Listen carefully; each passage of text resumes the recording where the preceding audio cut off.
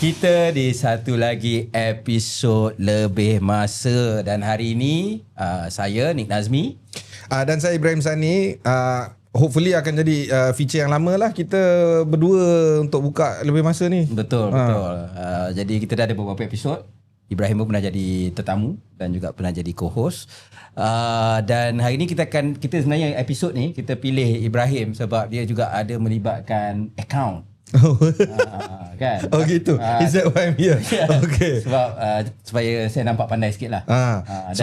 Dan pada masa yang sama dia politik, and since you are also in politics now, maka dia bergabung lah. Actually isu ni sangat hangat. Semua orang tengah debate pasal isu ni dan yang kelakarnya isunya belum lagi dibentangkan lagi kan.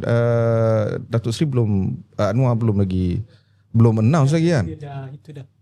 Dia dah boleh access. Dia dah declassified. Declassified. Dia dah declassified. So anyone can have access. Okay, so isu dia adalah saya tak masuk kabinet. tak ada. Isu dia adalah tentang tabung haji lah dan Royal Commission of Inquiry of Tabung Haji. Ya, Suruhanjaya Siasatan Diraja. Tetapi saya ingat sebelum kita pergi ke isu ni, kita kena welcome tetamu kita iaitu Datuk Seri Dr. Mujahid Rawa. Yang sebagaimana kita tahu pernah menjadi Menteri Hal Ehwal Agama ketika siasatan ini dijalankan, dan juga merupakan seorang yang mempunyai kerjaya yang begitu panjang, bukan sahaja dalam politik tetapi juga di dalam bidang akademik dan pelbagailah bidang-bidang yang lain. Jadi dalam episod kali ini kita akan selain daripada isu tabung haji yang akan jadi fokus utama kita, seperti biasa kita akan juga berkenalan dengan Dr. Mujahid. Kita akan tengok perjalanan politik dia yang sangat jauh dan berliku, pengalaman menjadi Menteri Agama dalam kerajaan bukan Barisan Nasional yang pertama dalam negara kita, dan juga sehinggalah kepada beberapa soal ataupun isu-isu semasa. Jadi apa-apa pun saya juga nak pastikan kepada semua penonton dan juga kepada semua pendengar, pastikan anda tekan butang subscribe supaya anda tak terlepas daripada konten-konten lebih masa yang sangat menarik, kerana kita membawa pelbagai tetamu yang hebat-hebat. Dan jadi mungkin kita boleh mulakan dengan Datuk Seri. Boleh tak Datuk Seri memperkenalkan tentang penglibatan Datuk Seri yang pertama dalam politik sehingga menang Parit Bunta pada 2008 dan memegang beberapa penggal jawatan MP untuk Parit Bunta di Perak? Atau awal sikit lah. Maknanya latar belakang kanak-kanak. Oh wow, even just a bit kan. Sebab mungkin orang tak tahu Datuk Seri daripada Penang Free School. Ya. Dan ayahnya juga pernah jadi Presiden PAS. Jadi mungkin boleh cerita sikit? Ya, kalau tanya pelibatan saya dalam politik daripada kecil, saya selalu menganggap it's in the blood lah. Maknanya memang dari kecil kita membesar dalam rumah politik. Dari kecil kita melihat tokoh-tokoh besar politik, dan arwah ayah pernah memegang jawatan-jawatan besar seperti menjadi wakil Malaysia ke Bangsa-Bangsa Bersatu, menjadi timbalan menteri perusahaan utama, dan akhir jawatannya ialah Duta Besar Malaysia ke Iran dan juga ke Afghanistan dan Turki. Jadi saya membesar dalam suasana itu, dan bila saya tamat belajar di Mesir, saya daripada kelulusan Al-Azhar di bidang bahasa Arab dan sastra.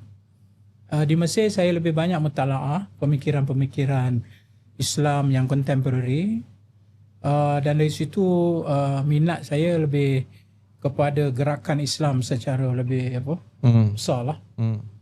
Dan sebagainya, of course politik. So bila saya balik, saya decide to join PAS, dan saya bermula daripada peringkat cawangan balik pulau di Pulau Pinang, berdaftar di situ, dan kemudian pada waktu yang sama karier saya sebagai guru bahasa Arab di Perak, di Sekolah Menengah Izzuddin Shah. Okey. Cuma latar saya patah balik sikit dan menarik sikit. Saya kalau sekolah ni sampai Form 6 Penang Free School. Okay. Istilahnya sekolah sekular lah kan. Tapi entah macam mana. Mungkin satu-satunya Penang Free School alumni yang langsung ke Azhar. Benar, betul. Benar, betul. Dan kemudian bila saya habis Form 6, saya punya pengajian kepada bahasa Arab. Saya rasa tak ada orang buat kerja tu rasa.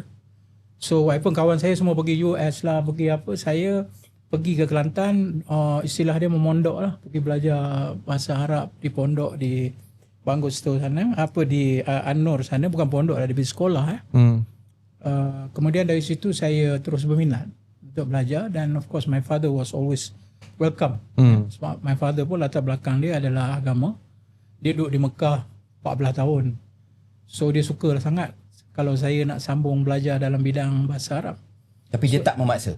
Dia tidak memaksa, tapi dia menggalakkan. I think one of his motivational words for me was one day he called me to his library and he showed me all the Arabic books. And he said, who's going to read this? None of your brothers and sisters are in this in this line. So I was hoping, I was already Form 6 lah masa tu. So bila tu saya pun terfikir secara serius, dah duduk Kelantan pula, minat. Allahyarham Ustaz Yahya Osman. Banyak yang membimbing saya. Kemudian saya dihantar pergi ke American University in Cairo oleh ayah saya. Sebab saya tak ada basic. I don't have any basic. Jawi pun tunggal balik. Saya ni generasi buta Jawi. Okay, masa zaman akhir Johari dulu. So what happened was I went to Egypt, to American University in Cairo. I took 2 years. Dipanggil learning Arabic for non-native speaker. Quite an intensive one.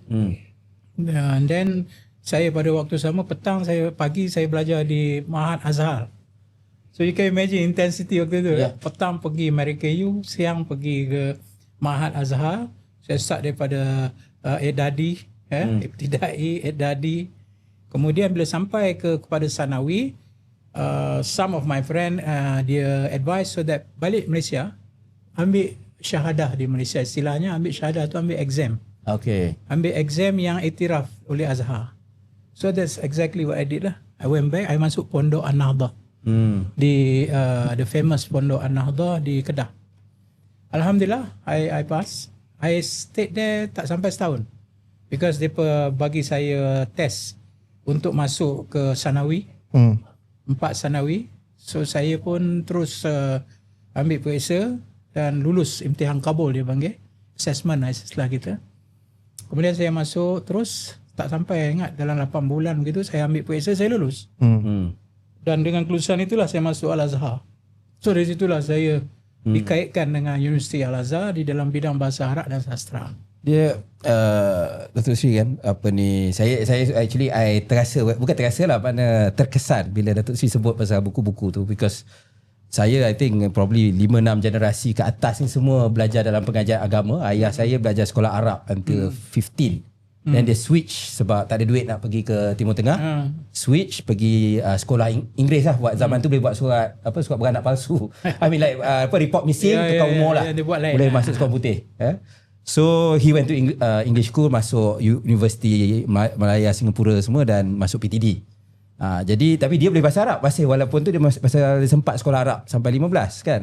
Yang lain tu jadi ustaz, my great grandfather semua. So saya memang bila sampai Arabic walaupun belajar semua jam lah kan. Jadi that was what happened to me.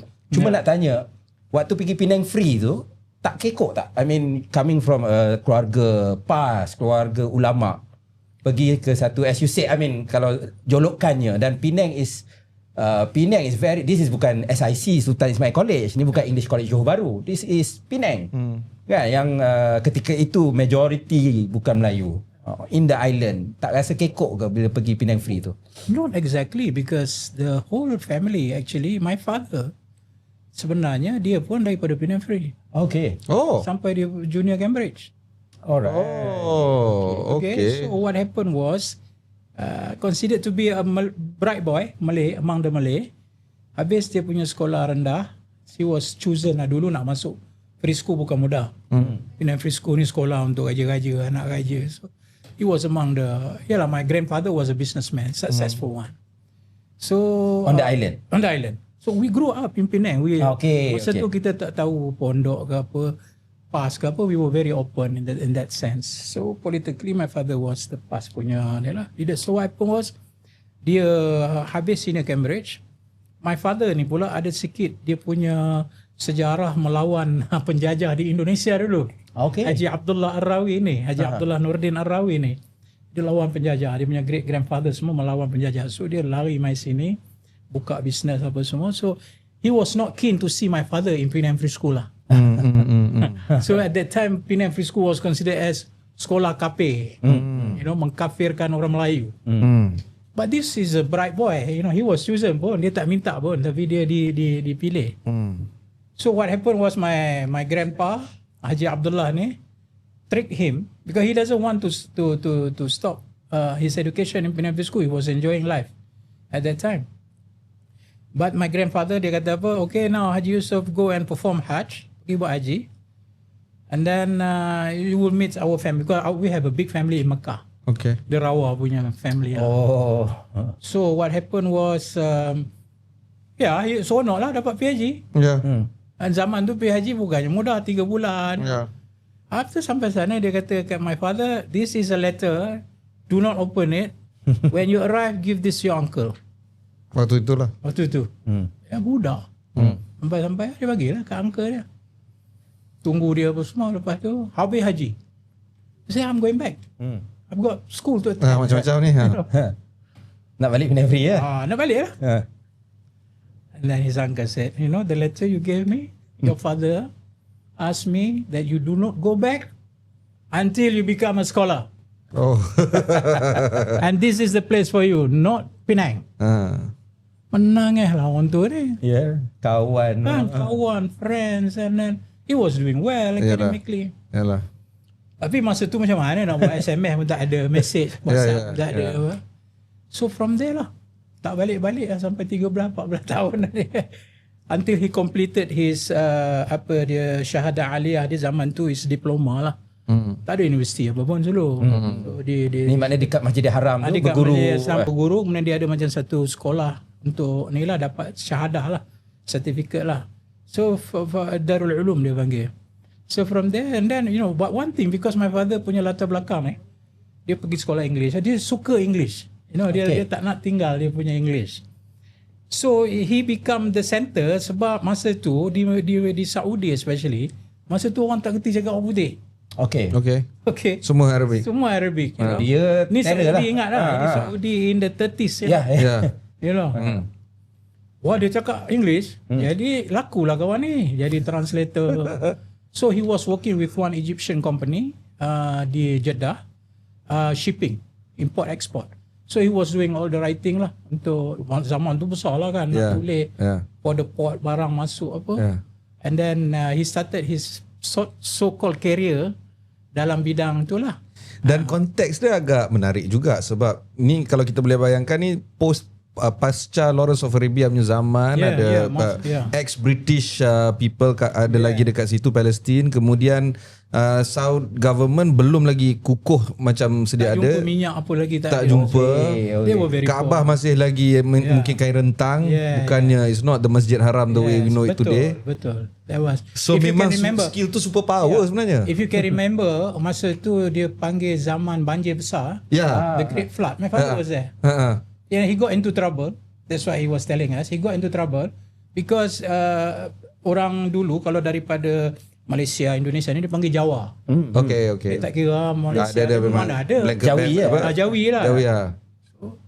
Orang kita ni pula dah biasa mandi sungai apa semua. Okay. So dekat Kaabah tu, they were swimming like fishes around. Dia lompat daripada pintu Kaabah. So these Arabs call them the Jawahud. The Jawahud means the fish of Java.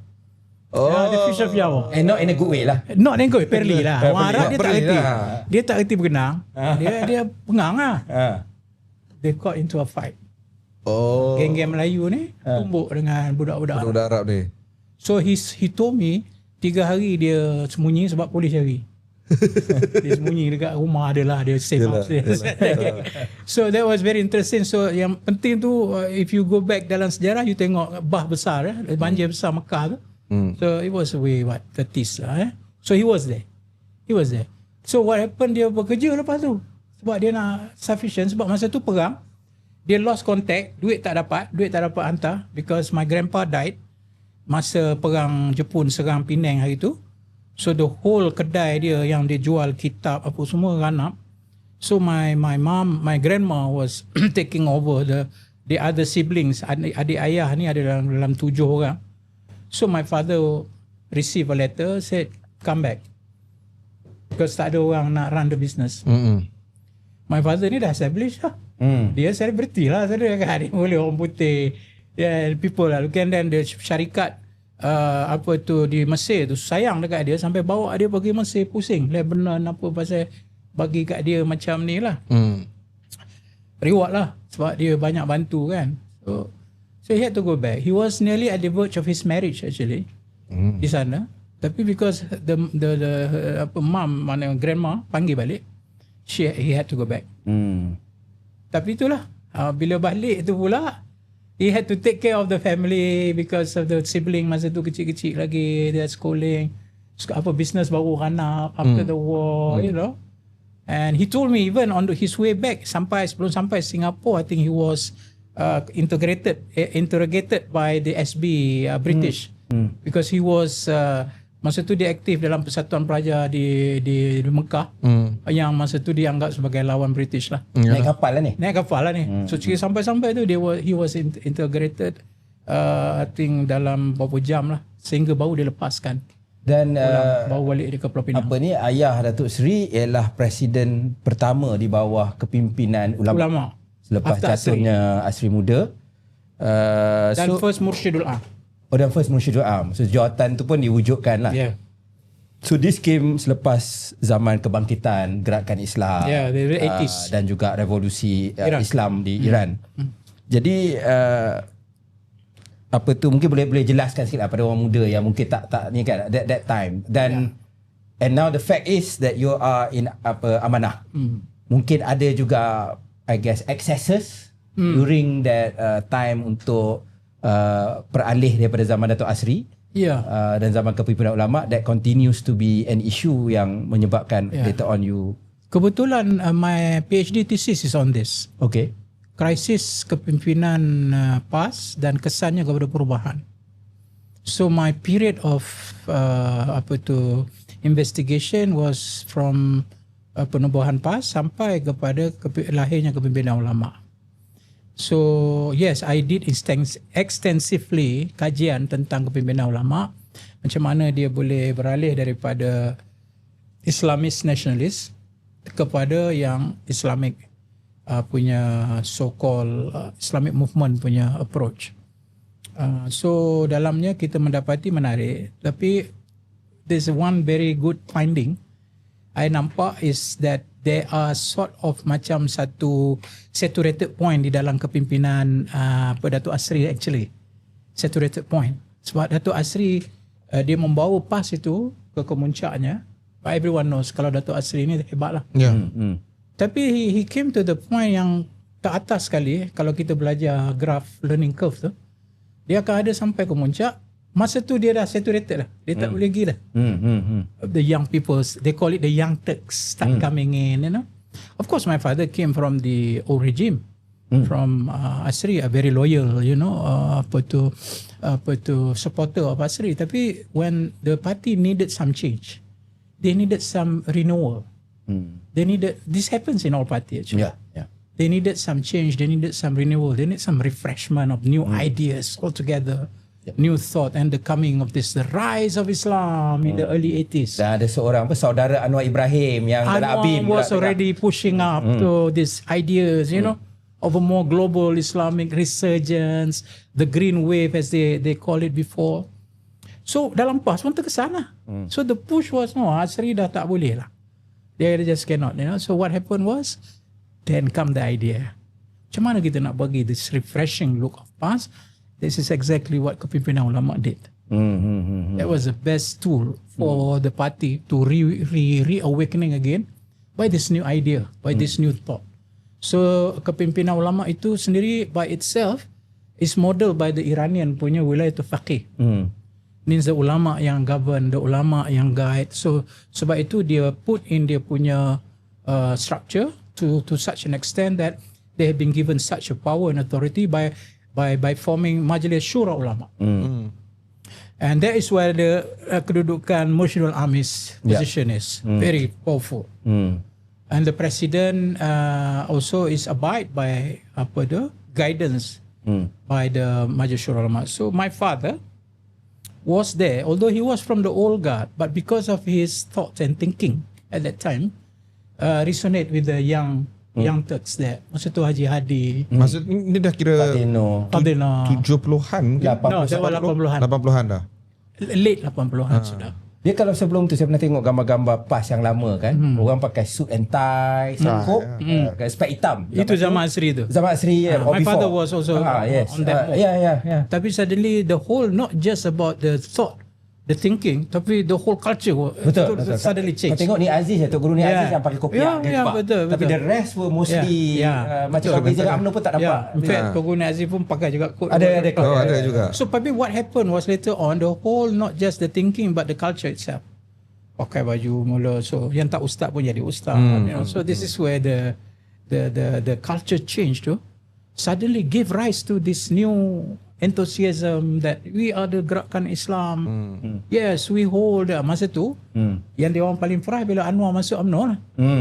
Oh, I see. Because they thought that Anwar was going to join PAS, and exactly that was what even Asri had in mind. That my father had that in mind. Come lead us. You know, tapi suddenly dia choose to masuk UMNO. So there was a fraction sikit lah masa tu, orang-orang ABIM yang dah masuk serak dalam PAS masa tu. Bila berlaku begini, Almarhum Fadilno. Fadilno was from Haji Hadi Haji Hadi was a state level. Dulu ABIM dengan PAS ni tak ada beza. Dia ada sama aja. Cuma ini ada dia orang non-political. Yang ni political. Tapi dari segi program sekali, apa semua sekali.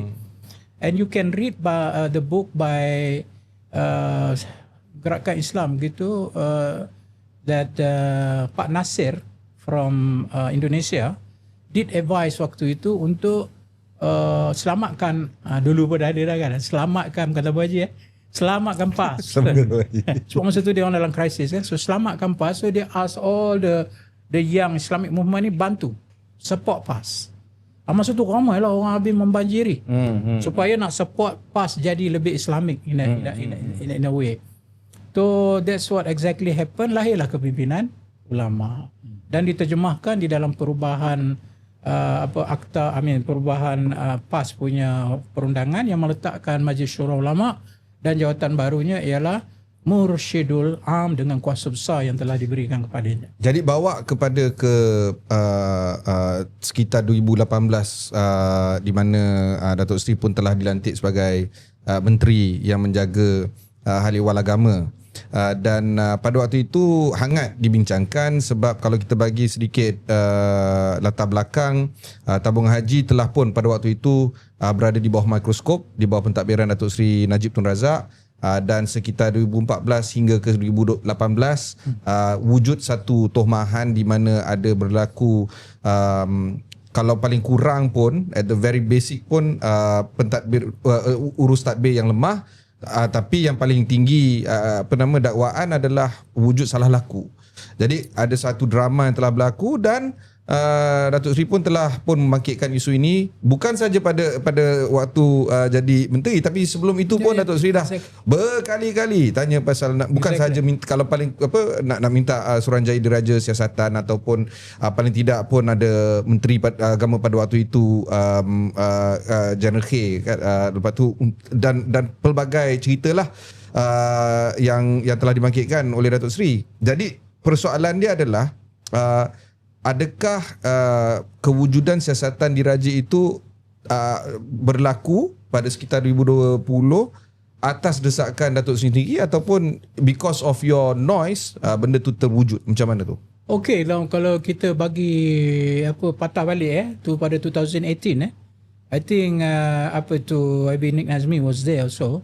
Sebelum 2018 kita menang PH 1.0, kita sebenarnya telah pun masukkan isu tabung haji ini di dalam kita punya kempen.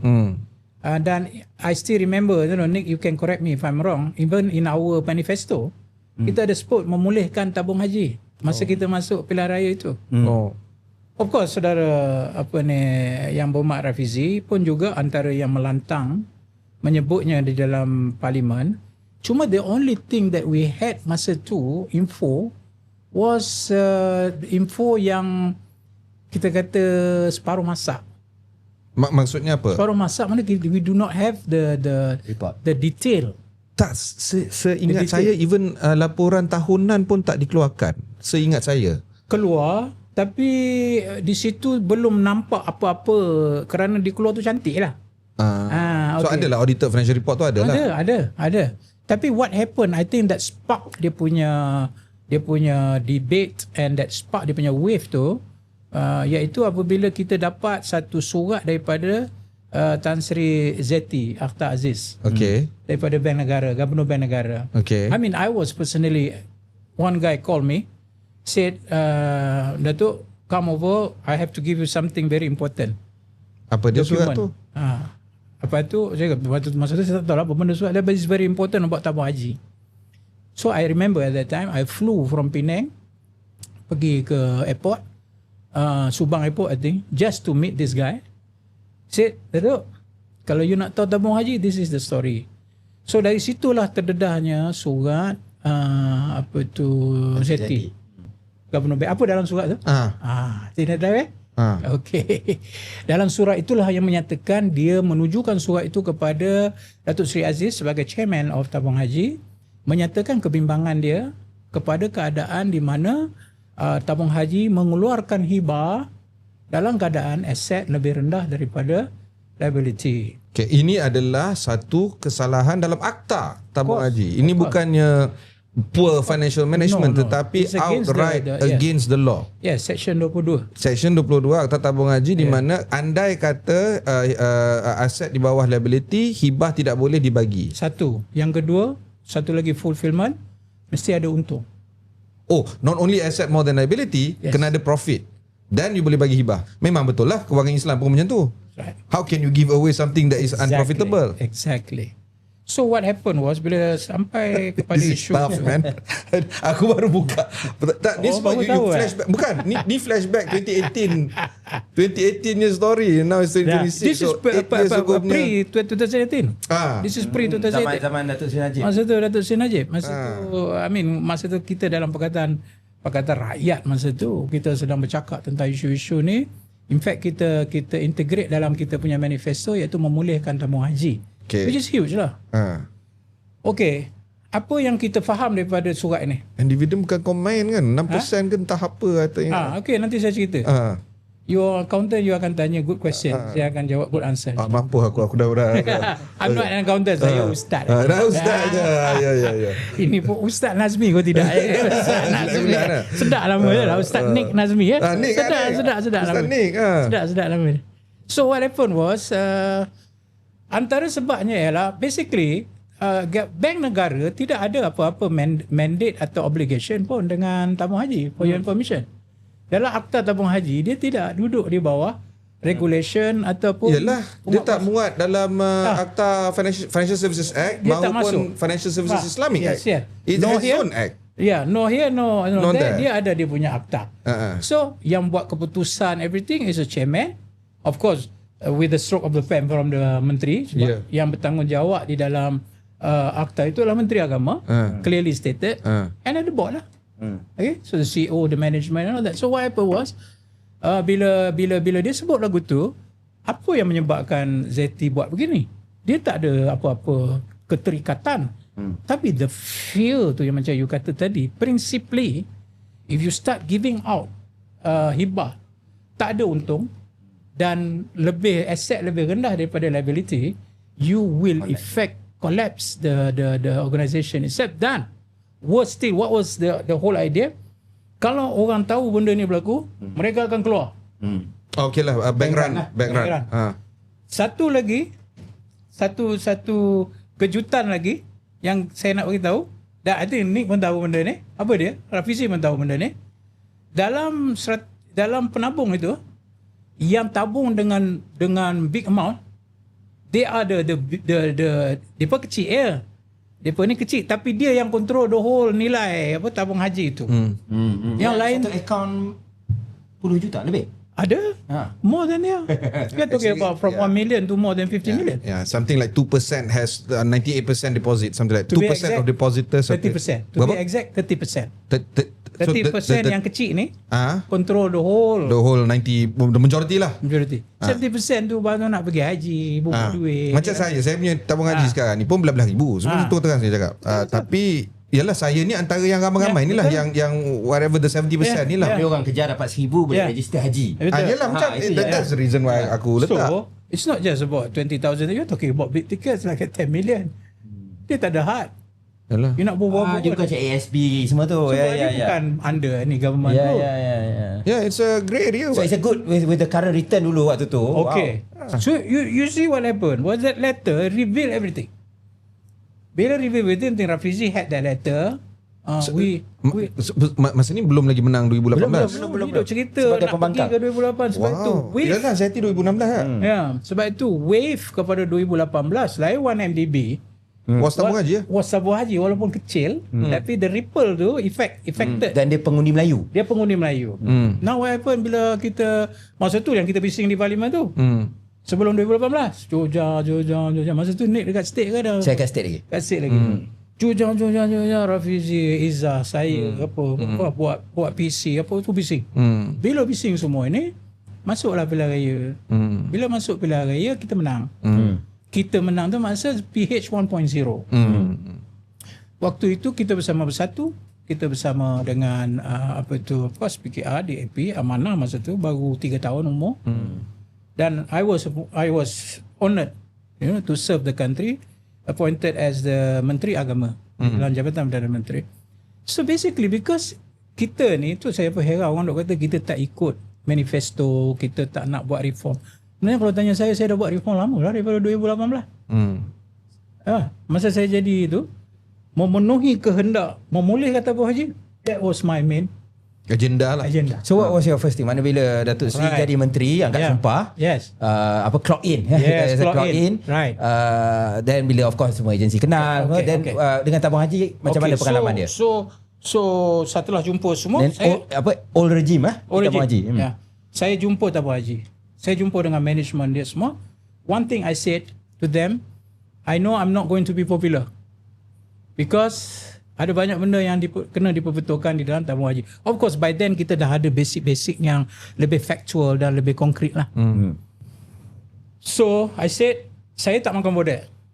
Sebab culture tabung haji dulu dengan menteri-menteri apa ni, is the bodek punya culture lah. Yeah. I said you can bodek me anytime, but I will not bow to it lah. And then I said to them, tabung haji ni kesian makcik-makcik di kampung, dia simpan duit kita tak amanah.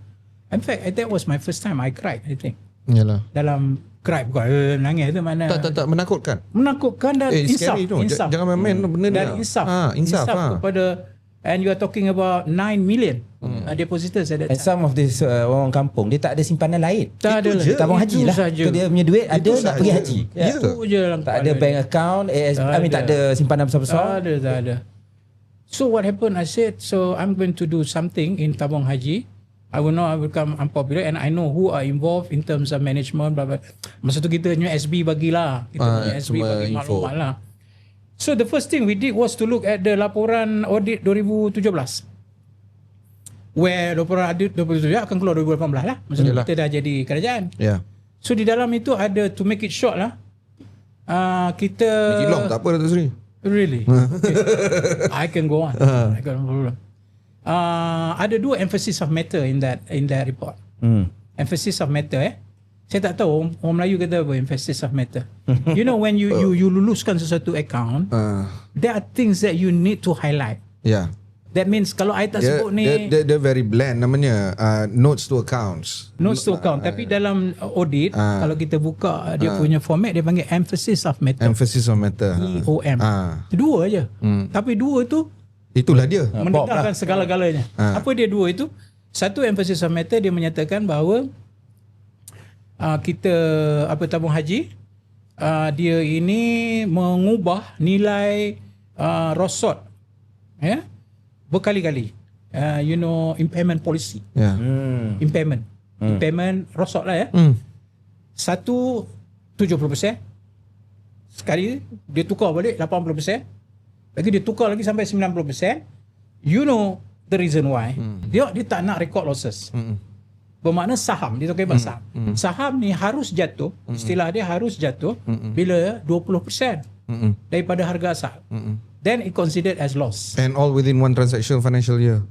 In one tense. Itu red flag habis-habisan. Habis-habisan. Tapi ni dia ubah 2-3 kali. Dan itu nak bagi cantik dia punya untung lah. Worse than that, dia tak record pula yang losses, betul-betul losses. Yang saya ingat TH Heavy Engineering.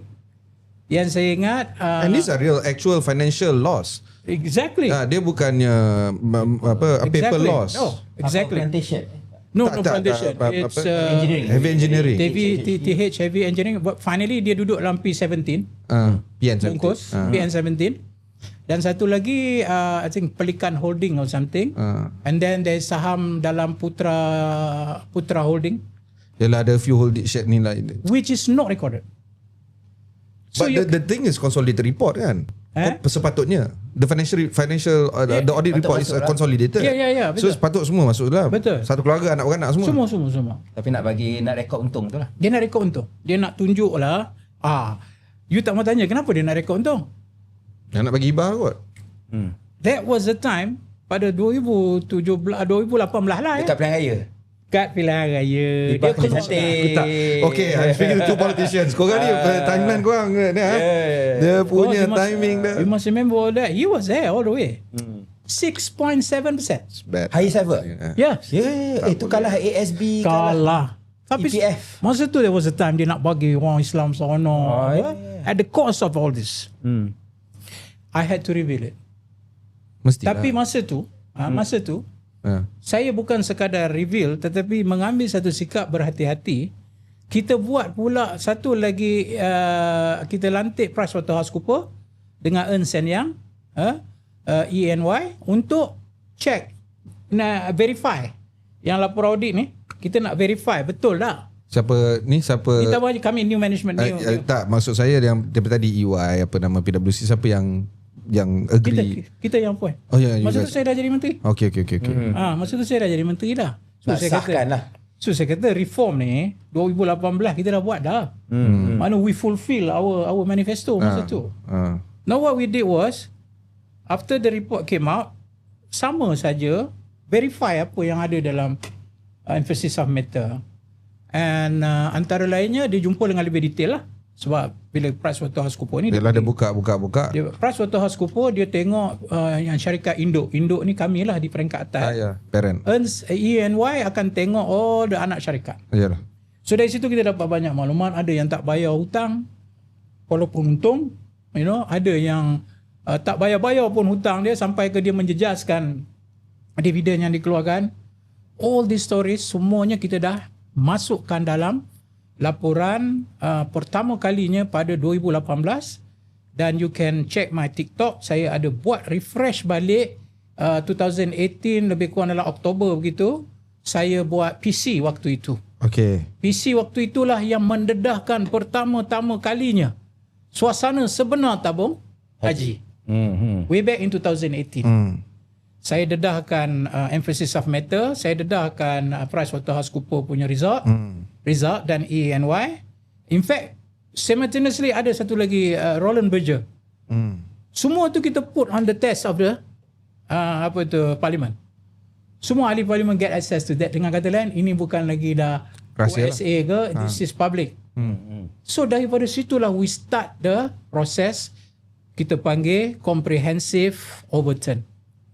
Comprehensive restructuring. Dalam bahasa Melayunya kita namakan sebagai proses pemilihan dan penstrukturan semula. Ni 2018. 2018 ni cerita saya yang ada authority lah waktu tu sebagai menteri. Kita tak nak jadi menteri syok, orang duk bagus lah YB apa semua. Kita forget about what we promised to the public. Okay. Itu saya lah. Orang lain saya tak tahu lah. So what happened was bila jadi begitu, Alhamdulillah the cabinet banyak membantu lah. Okay. So kita datang pendekatan macam modal harta. Kalau you masih ingat yang bank ada masalah non-performing loan tu, dana harta. Dana harta, ya. So dana harta punya modal very simple saja. The government take all the non-performing loan, rehabilitate it or whatever they use it, so that the bank can continue. Ini Tidak, apa, urus harta jemaah tu lah. ini yang kita buat special purpose vehicle.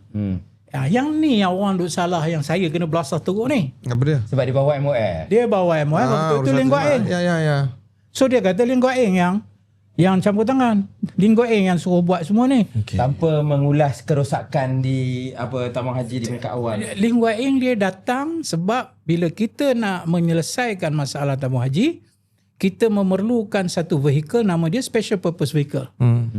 Mana ada kat yang lain? Ada kat MOF saja. We need his help lah untuk form this apa dia panggil urus harta jemaah yang nama company ni. Itu aja. Tak ada lebih. Ya, yang jabatan Perdana Menteri. Jabatan Perdana Haluan Menteri tak ada. tak ada kuasa nak buat tu. MOF lah. Nak ambil distress aset-aset yang bermasalah dalam portfolio tabung haji, dikeluarkan supaya tabung haji boleh terus bayar. Betul. To be exact, 3 kementerian yang task to do this. Kita, Jabatan Perdana Menteri Hal Ehwal Agama sebagai project owner. Yang kedua adalah Kementerian Kewangan because SPV. Dan yang ketiga Kementerian Ekonomi. Itu Azmin Ali sebab dia perlu untuk nak tengok pemantau dari segi ekonomi on the whole. Okay, tak apa. So these are the 3. Banyak lagi nak cerita ni sebenarnya. Memang Tapi banyak. kita, Itu baru mukadimah. Belum lagi cerita apa yang kita dah buat. Tapi kita kena rehat sebentar. Nanti kita kembali lepas kita berehat minum air sikit. Sebab saya banyak sangat soalan nak tanya ni. Nanti kita kembali selepas ni.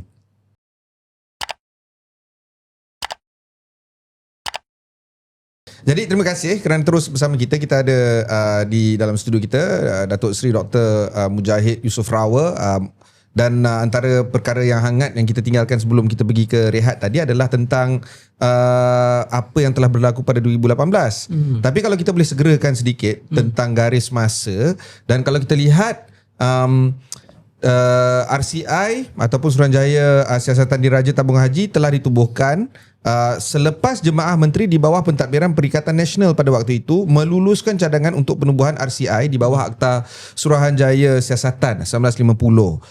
Ini penting nak disebutkan tentang garis masa ni sebab Datuk Seri telah pun meninggalkan pentadbiran pada 2020. Bukan meninggal, dipaksa tinggal. Sebab Sheraton move. Jadi kita dah tukar Perdana Menteri, Tun Mahathir pun telah lepas tu pada waktu itu Muhyiddin, belum lagi Mail kan? Belum. Mail Timbalan. Mail Timbalan baru waktu itu. Okey. Ni Dr. Zul, Menteri masa Agama. tu Dr. Zul, kemudian kejap lepas tu Datuk apa nama dia tu? PAS Kelantan. Bukan yang Perak tu. Idris Ahmad. Right. Timbalan dia Marzuq. And then pada awal Januari 2022 RCI ini telah berlangsung dan keputusan telah pun selesai pada 2023. 22. 22. Okey. Jadi yang komen yang baru kita lihat baru ni adalah KJ, dia sebut dalam keluar sekejap. Dia kata kenapa Datuk Seri Anwar nak tubuhkan nak bentangkan keputusan siasatan RCI pada waktu ini mungkin berkait dengan pilihan raya negeri di Negeri Sembilan. Itu dia punya komentar lah di keluar sekejap. Jadi betul juga, ada point dia juga. Kalau benda ni selesai pada 2022 ataupun 2023, and then kalau benda ni terikat dengan Official Secrets Act, dan kenapa kita nak bentangkan pada sekarang ni, pada Julai 2026 yang kebetulannya adalah musim pilihan raya negeri, kalau tak Johor, Negeri Sembilan dan mungkin juga Melaka mendatang ni. Ada political element atau tidak, Datuk Seri, in your opinion tentang isu ini? Dia bukan sekadar nak declassified itu political element. The whole process was political. Tak adil kalau kita kata hanya nak keluarkan dia sahaja yang politik. Buktinya RCI itu sendiri, the RCI itself, buktinya bila saya ambil alih, apa yang saya buat tadi yang saya cerita tu kan, itu purely accountant, purely management, purely nak letakkan balik tabung haji kepada akta dia. So ada trust dekat kalangan public, dan purely pemindahan aset yang sakit tu, nilai dia 9.7 billion. Dan masa gap kami ambil ujung tahun 2018, saya lupa nak sebut, salah satu daripada yang kita kata liability dengan asset tu dah sampai dalam buku report tu dia tulis 4.1 billion gap dah. Between liability And asset. liability ada more 4.4 billion compared Negative to asset. lah. Negatif lah. Saya ambil alih, by then kami bersihkan semualah. Performing asset ni semua, underperforming asset ni mengikut kepada proper piayawan, it has already turned to 10 billion. Positif pula. No. 10 billion. Negatif. Negatif. Dia makin memegak. Saya baru ambil. You Oh, kena ya, ya. ingat. Ya, Saya tak ada magic wand. Ya, Kalau untuk saya ada selesaikan. magic wand, selesai lah kan. So, 10 billion is huge. You know, kalau 10 billion, you orang accountant kan? Yalah. Kalau 10 billion you punya liabilities lebih pada lebih pada asset, you tak boleh tanggung dah you punya liabilities at that point. Selalunya masa tu orang akan lepas lah, buat something lah Tidak kan. pun kena perlukan bailout or something like Bailout that. or something. And this is exactly what we did. Kalau saya tak buat sesuatu waktu itu, habislah Tuan Haji. Okay. Nak keluar hibah tu satu hal lah. Confirm tak dapat lah. You know? So what happened? Masa tu lagi, ia sudah dipolitikkan. Dia tidak dilihat dalam perspektif yang kita bincang ni. Apa dia punya politik dia?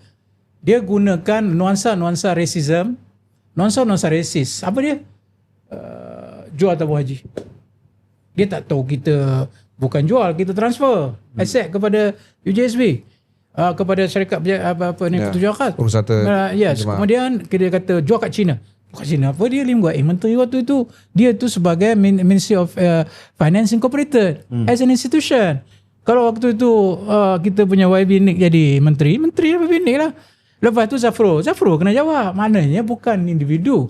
Tapi it has been in politicized in such a way, the hatred kepada Pakatan Harapan waktu itu, especially Menteri Agama. I can tell you pasal. Macam ni, saya nak tanya siapa yang paling nervous yang RCI dibentangkan? Who should be the most yang tengah pening tak boleh tidur malam ni? 2014 dengan 2017 punya leadership lah.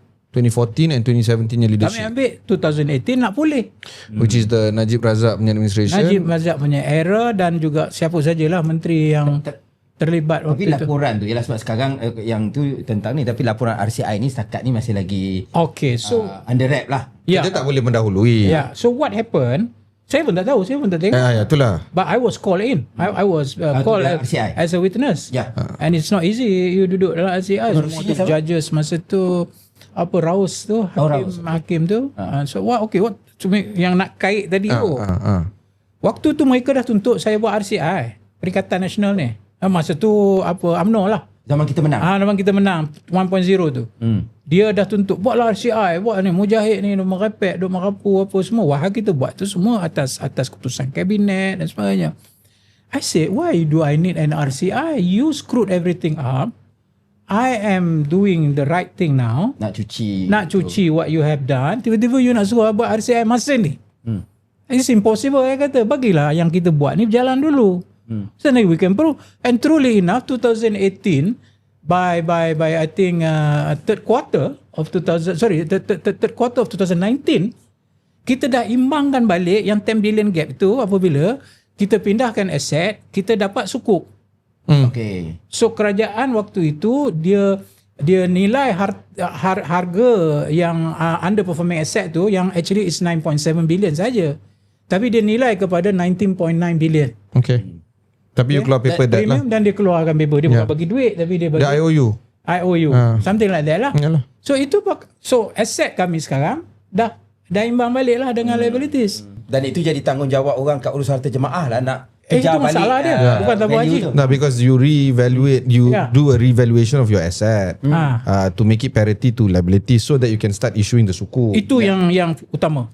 Itu yang utama. And rehabilitation of Dan that. hanya MOF yang boleh buat. and this is in the bigger picture of the rehabilitation of saja yang asset boleh lah sebenarnya. Because why? Tapi there's a challenge juga. Maknanya you now have to the onus is on the management to keep up with the Of course. with the valuation. But if you ask me, kalau you jadi menteri agama gitu, what would you do? I would do the same. Right.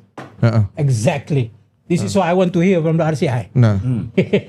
Paling tidak pun give macam tadi lah. Paling tidak pun get a third party auditor to come in and here's the book and you tell me what you think about it. Itu aja. Paling tidak itu aja. Kalau kita tak buat ni, apa jadi? Depositors 9.7. I tak boleh buat keluar hibah. Whatever nak pergi haji. Duit tak ada ni. I nak macam mana? Itu belum soal subsidi haji. Belum Itu lain cerita lagi. Itu lain cerita lain lagi. Ini just the management of tabung haji itself. So that means to say, bila you tanya tu, I kata daripada awal lagi dah politicize. Benda tu, wahai ini benda yang betul-betul purely management, purely corporate governance. Kita probably, sorry ni lari sikit lah. Kita probably the few countries in the world yang subsidi haji. Betul. The whole concept of haji itu sendiri. Ada lagi dah. Saya track sikit lah. Saya track sikit. Aku dekat Jakarta waktu itu. My wife is Indonesian. Jumpa dia punya family. Dia cerita-cerita ni. Lepas tu tengok RCTI. Dia punya TV dia. Because it was musim haji. Newscaster tu buat perbandingan di antara cost of haji dekat Brunei, Malaysia, Indonesia and for some reason Thailand. And everybody, kalau you naturalize the US dollar, Indonesia, Brunei and Thailand lebih kurang sama pricing dia. Malaysia paling rendah because of the subsidy. So we subsidize. You know how much we subsidize? Kita mau tanya. Tak tahu. Kos haji zaman saya, kos haji is zaman saya 22,000. Orang bayar muasasah 10. You bayar 10 lah. 9,980 kita bundarkan lah 10. Berapa tabung haji bayar? 12. Per pax kali dengan berapa jumlah? 30,000. 30,000. Kita tanggung 385 juta. Dan benda per tu year. Per year. At that point in time. I'm sure dah money value dah naik dah over the years, 6 years, 7 years. Kalau tak silap saya, dia mula zaman undi Melayu hilang waktu reformasi. Kepada PAS dan PKR. Okay. Kalau tak silap saya, Tun Mahathir mulakan ataupun Pak Lah, saya tak pasti. I was told it was in 2009. Oh, 2009. We started off the subsidy regime in 2009. Masa tu kos haji tak mentanya berapa? 12,000 ya. So mampulah. So tabung haji bagilah 2,000. Alright lah. So dia jadi satu psychological ni, tak boleh cross 10,000. Tak boleh cross 10,000. Aku baru sedar.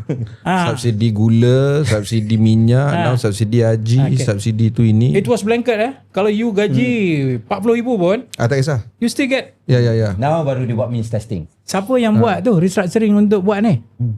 Kami lah. Yo. That's why I was cursed. Kakak saya maki ni sebenarnya. Ya. Kakak saya cakap, macam mana ni? No complain. Kakak saya doktor. Yeah, but you imagine Islamically speaking, sangat fiqh wa 'alan nasi hajjal baiti man istata'a ilaihi sabila.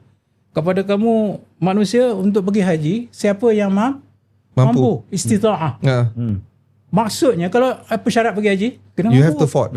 Kalau mampu tu apa? Duit, kesihatan, psychological. perjalanan selamat. Itu kemampuan lah kan. Now, andai kata kamu tak mampu, maka itu tak menjadi fardu ain. itu bukan satu. Takkanlah Islam kejam sangat. Kalau I tak mampu nak buat macam mana? Okay? Tiba-tiba kita datang, Subsidi. baguslah idea dia. Orang kampung yang susah dulu nak pergi haji apa susah semua. Kita pula ada kelebihan. Apa Actually, masalah? tak juga. Apa nama, dalil itu terkait pula dengan kemampuan negara. Bukan saja kepada kemampuan individu. So if you want to do this, the country want to do this, it's okay. Can the country afford? Kan dia afford, betul. Mampu kan kemampuan. Yes. Bukan saja terletak kepada Betul. individu tetapi kepada whoever that is whoever doing it. nak tolong lah. PM kena pergi tengok sekolah, tengok tandas. Itu keadaan. That's exactly. So itu if you orang kamu tak mampu, now kerajaan, kan kerajaan mampu ke tidak? tak mampu lah. Kalau you tanya I tahun 2018 dengan the situation, financial situation, I memang categorize tak mampu lah. Tetapi ini cerita politik lah. So kita tak boleh nak pisahkan diri dengan politik in whatever sense you want to define politics. Welcome to the world of politics. Tak. Already regretted. Dia yang jemput saya. You already bersama aku dah jadi bersama member ni, but it's been you got how many 30% votes coming 29 because of days. Saya menjadi ni ahli bersama 29 hari. nanti you jadi tak minat aku dah kesal lah ni. No, but Jangan. you're right. Okay, so what happened? Kalau saya tarik subsidi ni waktu tu, Tak boleh. nak mampus. Koyak. Dia kena buat gradual. So that's what we did. I announced in many of my PC 2018, 2019 kita kekalkan subsidi. Okay. Tapi in our mind masa itu kita dah start to chart gradually. Yalah. How do we come about it? Two ways or two prongs. One is awareness of istita'ah. That is a long term. Sampai orang boleh fikir ini tanggungjawab taklif syar'i yang mana tanggungjawab itu duduk dekat aku as an individu. Yang kedua ialah gradually kita start to introduce sasar. subsidi bersasar atau they don't call themselves subsidi, they call themselves bantuan haji. Okay, so bantuan haji ni Dia bukan duit daripada federal government kan? Ni duit daripada tabung haji. yang untuk Form over matter. Bantuan ke tidak ke still a but subsidy. still, for a politician that's very important. Okay lah. Sorry, I'm getting tips here. Be careful what Tapi you dia say. mana- Choice of word. So far they all internal duit tabung haji. Semua tabung haji. Dia untung, dia untung niaga. Okay? Ni untuk you imagine lah kalau Tapi in reality by your time dia dah tak untung lah. that's the whole idea lah. Kan? 385 juta. Yeah. How can you sustain? Bukan. Kadang-kadang saya. So bila kita target tu, barulah kita bagi kesedaran kepada orang dah hari ni that is the model that they using. You nak pergi haji, you kena tengok you Yelah, punya means pendapatan testing. berapa Kalau semua. T20 macam mana? You akan dapat subsidi tapi tak 100%. Yeah. You akan dapat 20%, Yeah. 30% sebab tadi gradual tadi Dan untuk orang yang merayu nak pergi haji, merayu ni ada banyak kategori. Sama ada mahram, because wife dapat dia tak dapat. Okay. Okay. Atau orang sakit, Okay. dia perlukan orang jaga dia. Okay. Ataupun orang tua yang perlu kepada Yalah, bantuan. Ataupun OKU. Okay. Ataupun in fact mu'alaf pun kita masukkan. Okay. Sebab nak bantu dia. Yeah. Dia kena ada orang yang bimbing dia dan sebagainya. Okay. So at this point of time kita dah buat satu perubahan, merayu kena bayar full. Dulu you tak payah bayar full. Okay. Kalau merayu you macam mana orang lain you dapat lah. Tapi sekarang merayu you kena bayar full. But ada condition. Kalau you tak mampu, you write to us. Okay. Tapi okay, kita faham tu, tapi Datuk Seri, kenapa timing dia sekarang? As in pembentangan RCI tabung haji. Balik kepada your question. Adakah terkait dengan pilihan raya? So cerita politik tadi kan. Cerita politik. Habis zaman saya tu. Zaman dia orang. Oleh kerana dia nak pin down. Dan saya buat ni semua salah. Yang saya ni jual aset. Yang saya ni apa? So buat RCI. Is it not political? It is. Mahyudin mula-mula tak nak. Mahyudin mula-mula tak nak buat. Tapi desakan daripada PAS. Okay. Dan UMNO. Desak. Okey lah, buatlah. So buat. From to 2021, dia punya period 1 year dia bagi kan. Kalau Suruhanjaya, you kena selesai within 1 year. So I think 2022 dah selesai. Tiba-tiba jatuh kerajaan pilihan raya, kita menang. PH sekarang ni. Perpaduan menang. Bila perpaduan menang, dia kena bentang juga. Tak nak. So dia bentang lah ke kabinet way back in 2022 yang atau saya tak pada 2023 tak, according to Raf, according to Raf dia kata 2023. 2023 lah. I bila dengar benda tu dah bentang, I sonok lah. Sebab I pun nak tengok mana yang mujahid jual aset ni. Mana yang mujahid gadai. I mean, I have some personal interest in that. Okay. Sebab I was there. It was during my time yang kita buat restructuring. Berarti apa aset tabung haji kat China. Kat China. All this issue. You know. Okay. So I want to say also what I did, was it right? You know, yang restructuring and all that. Macam kita kata, what choice do you have? Contohnya, what other choice you have? Alternative you have. So saya pun jumpa kawan-kawan lah yang dalam kabinet. Kebetulan saya tak ada dalam kabinet. Masa tu saya tak sempat jumpa Nick lah masa tu. Kan, dia baru dilantik jadi menteri masa tu. Nak jumpa Nick lepas dia resign dah. Betul lah. Kita pun tak mau kacau lah. So jumpa kawan-kawan lah. Jumpa I, dia kata, congratulations Mujahid. Congratulations what? I don't get any appointment. No. Your RCI kita dah tengok. Bukan tengok, dia dah dibentang lah. Tapi I can tell you, dia orang letakkan credit to whatever you have done. I don't know. That's what he said. I haven't seen it. Masya Allah. So tenang lah sikit. Tapi I said, so tak boleh. Dia OSA. OSA pula aku nak tengok lah di mana. Tapi kenapa tak bentang 2024, 2025? Lepas daripada tu, saya jumpa juga yang lain-lain. Sama juga jawapan dia. Dalam parlimen saya tanya. Dalam Dewan Negara waktu tu. Saya tanya, kenapa tak keluar kan? Let us see. Ya betul, ada Hansard. Ada Hansard. You can check ya my betul. Jawapan dia sama. OSA. Sama ada saya tanya Menteri Agama. Sama ada saya tanya Menteri Undang-Undang. Sebab benda tu dah dalam undang RCI. Jawapan OSA ni bagi saya jawapan yang sebab semua dokumen kerajaan ni OSA. It's a decision that you nak nyah warta. Yeah. So what happened? I senyap lah. So balik kepada soalan you. Why now? Actually that's an important thing. Yang Nick sebut. Tak boleh nak sembunyi dan berselindung di belakang sebab ataupun alasan OSA. dia sebenarnya tahulah kita semua OSA terserah kepada tuan punya badan nak lepaskan kepada umum. Isu dia sekarang kenapa tuan punya badan tak nak lepas kepada umum? Bukannya sebab tak boleh sebab OSA. Betul lah tu. Yalah betul. Yalah, ya memanglah semua dokumen. Tapi masalah saya ialah kenapa tidak sekarang kenapa tidak dulu Saya dah pursue. Saya dah tanya. Dah lama 3 tahun. I have the same question like you juga. My curiosity, why now? Jawapan Pemex secara official, dia masa tu baru jadi kerajaan, perpaduan lah tak perpaduannya. Masa tu dia kata tabung haji pun masih on the process, you know. Okay lah, dia kata on the process and all that. So that's why they decided not to. Tapi dia kata sekarang it's a high time. But I do not know because I'm not in his mind or not even within his circle dalam konteks kabinet or whatever. Why is it during PRN? Why is it now? But you ask me politically, I'm a politician, Nick is a politician. Kalaupun dia keluar masa sekarang, I wouldn't think that would affect a lot on the vote. You know, narrative ni dia bukan satu hari. Dia punya lah. Kita nak shape the particular mind narrative. It takes time. Kalau Dan laporan RCI melainkan last ditch effort lah. RCI hari ni di dalam kabinet kata kita setuju untuk dinyah klasifikasikan dan akan ada sidang khas parlimen untuk debate. Now you will attend that. No longer. I dah step down. You already step down. Oh, too bad. Tidak you boleh debate. Tapi I remember masa I jadi menteri, you ada tanya kat I tu. Ada. On the asset and liabilities. He did ask me to be fair. And I did answer.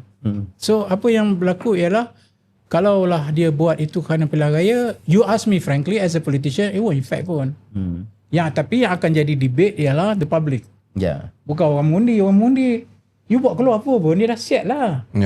Tambah dengan PN dengan BN ni dia dah jadi dinamika dia dah jadi dah. Tambahan adun. Tambahan isu dia adun. Kecuali yang mungkin naratif lain ni, maknanya dulu dia kata sebab waktu tu mungkin tengah cita-cita kerajaan perpaduan ni akan kekal ke jannah. Kekal ke jannah. Sebab kali ini bila nampak yang akan mengambil haluan masing-masing, jadi isu ini boleh, mungkin itu yang dimaksudkan oleh KJ lah. Makna not so much for PRN tetapi mungkin untuk PRU. Yang tu kalau you tanya ke I as a politician, kalau 1 year to PRU, then it will be a strong narrative for both side. For both side to use this. Mana dia akan pick lah. Dia akan pick mana yang for them. BN akan cari BN. Jadi kita nak pergi ke forward looking lah. Andai kata RCI pun telah dibentangkan dalam jangka masa terdekat ni apabila Dewan Rakyat adakan sesi itu. Dia dipanggil Dewan Rakyat, dia ada sidang khas. Dia tak payah tunggu special. Ini beza dengan Kamar Khas kan? Di entire parliament. The entire parliament. Okay. Kamar Khas is more on local issue. Okay. So andai kata RCI didedahkan esok dan kandungannya contohlah menyokong keputusan penstrukturan semula yang telah berlaku pada sekitar 2018-2019. Okay. Apakah yang Datuk Seri rasa kita nak tengok ataupun pembaharuan dan penambahbaikan tabung haji secara infrastrukturnya, secara governance-nya, tata kelolanya. Apa yang Datuk Seri nak tengok sebenarnya? Okay, number one, saya akan bersyukur kepada Allah. Yang pertama, keluar RCI itu pun saya dah bersyukur dah. Itu dah jadi satu Sebab saya pergi mahkamah pun saya menang. Kes-kes tamu haji I won. Termasuk dengan Dr. Ashraf Wajdi. Dr. Ashraf Wajdi dengan Dr. Suki sebelum tu kan. Cuma Dr. Ashraf Wajdi tak sempat masuk, dia tarik balik kenyataan tu. That means I won lah. Mana you cakap tak betul lah. Dia paksa mohon maaf lah. Dia tak mohon maaf, dia tarik kenyataan. Tarik kenyataan. Kalau sebut mohon maaf kan, dia saman saya pula lagi. And then seorang lagi dah Suki yang dia kata jual kat China hotel apa dia kalah. Yang tu defamation from him tau. Dia yang saman saya tau. You imagine. Saya menjawab apa dia kata, saya kena saman. That's bizarre. So I said okay, let's go. Dan saya menang. Di mahkamah rendah, ni mahkamah session saya menang, mahkamah tinggi saya menang. Okay. So balik pada soalan tadi, apa saya nak? secara jujur dan very professional and independent party to orang kata assess yang saya buat ni betul atau tidak. Means kalau saya buat betul, tak adalah isu saya jual, saya apa. Kalau saya buat betul, bermakna I did the right thing lah. Yeah. Dan saya bite the bullet dengan berapa tahun-tahun kena hina, kena maki, kena fitnah, kena apa semua. Alhamdulillah, saya bersyukur pada Allah. Tapi Kalau itu lebih keadaannya. okey, tadi tu soalan yang peribadi. Tetapi sebagai rakyat Malaysia, I'm not finished yet. I'm not finished yet. Ah.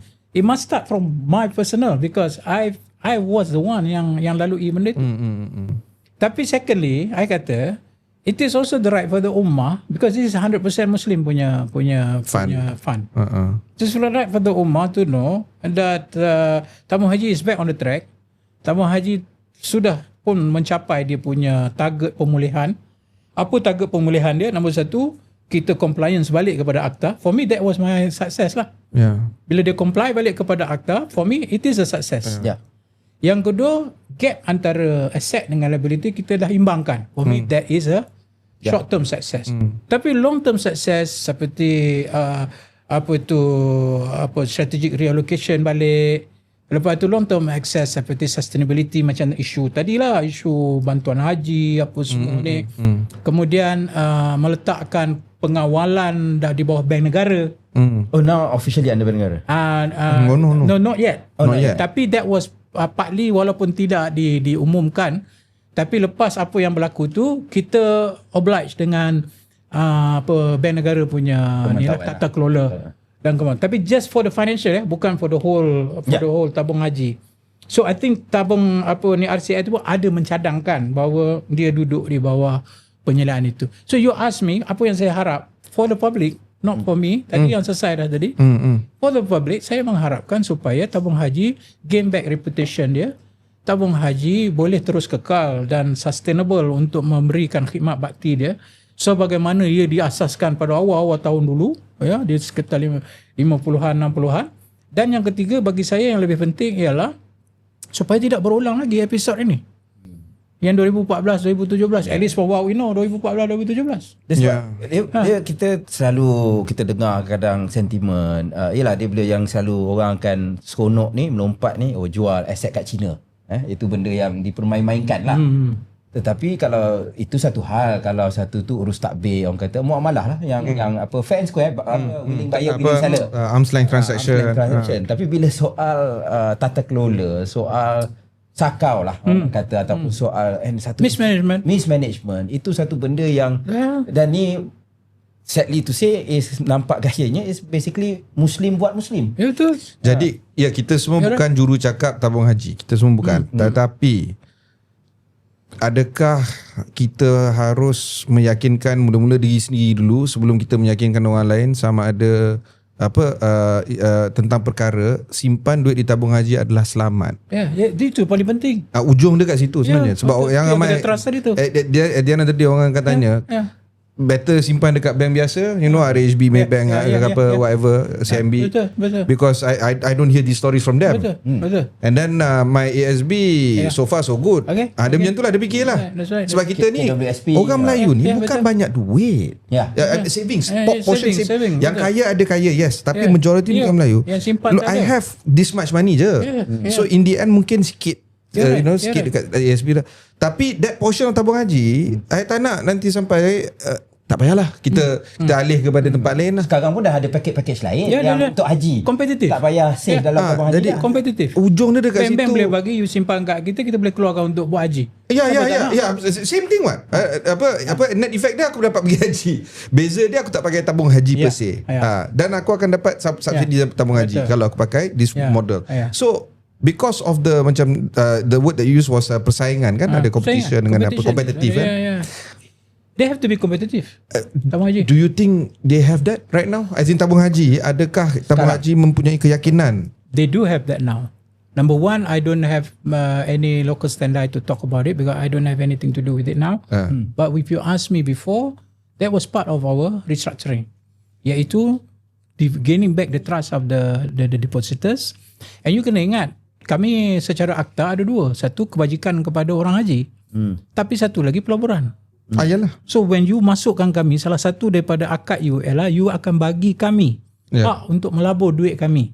Tang tu hibah lah tu. So this is what I'm talking about. Kalaulah kita langgar akta ni, kita tak ikut, tak record losses. Kalau dalam corporate apa orang kata, I nak buat bisnes kan dengan orang ni. You're breaking the law. You're breaking your own law. Even worse. That's right. Yeah, it's your own law. Betul. So what happened? You self-impose the law. You self-impose the law and you don't respect the law. So what happened? Pelaburan nak lari. Macam mana I nak bagi hibah? Macam mana I nak tampung you punya subsidi haji kalaupun dah targeted pun I still need to pay. Macam mana I nak bagi the best service dekat Mekah? We give you the best service transport. Macam mana I nak bayar dekat you minyak yang sekarang ni perang pula lagi. Yalah, macam-macam lah. Minyak, I know that. Itu bila balik dia punca tu, itu masalah bila letak orang politik yang bukan ahli tu dekat chairman tabung haji. Betul. Chairman tabung haji tu bukan bila saya jadi, the first thing I did, my first reform is no politician di dalam chairman, no politician di dalam board. Jadi ujung dia kat sinilah. Saya sebagai seorang warga negara Malaysia yang juga merupakan pendepositan dekat tabung haji. Kenapa? Isytihar kepentingan. Isytihar kepentingan. Because saya nak tengok juga. Tak semua ada sebenarnya. Hampir 9 million. Okay. 9 million depositors. And then kalau you tolak 9 million, what does it mean? That mean kita Muslim 18 million. Separuh. Half of the Muslim population. Okay, kalau kira adult dah kira hampir banyak semua. 18 million total population, tak termasuk children. Betul. So basically maybe 70% adult population orang Melayu ni. Dia masuk tabung haji. Paling kurang dia ada 1,000 tu nak register. Okay. Sebab tu saya kata kalau tanya saya, our utmost care and concern was to gain back the trust. You imagine yang I sebut tadi, ingat tak? Yang 30% tu yang control the whole fund size. You imagine the fund size kalau 30% ni. Dia nak melabur. Dia bukan dia nak pergi haji. Sebenarnya penyakit ni pun sama dekat DSB sebenarnya. Ya. Dia punya dia Gini coefficient tu boleh tahan. Boleh tak? Kan? So what happened? Semua keluar. Background lah. Habis lah. So bila kita buat restructuring ni, inilah kita kata kita nak put back dia dekat akta dia, hormat all the kita kata governance, so that dia pun akan percaya, yes, tabung haji is now back on track. Baik. Kalau you tanya guys, itulah yang penting. Okay. Puas hati.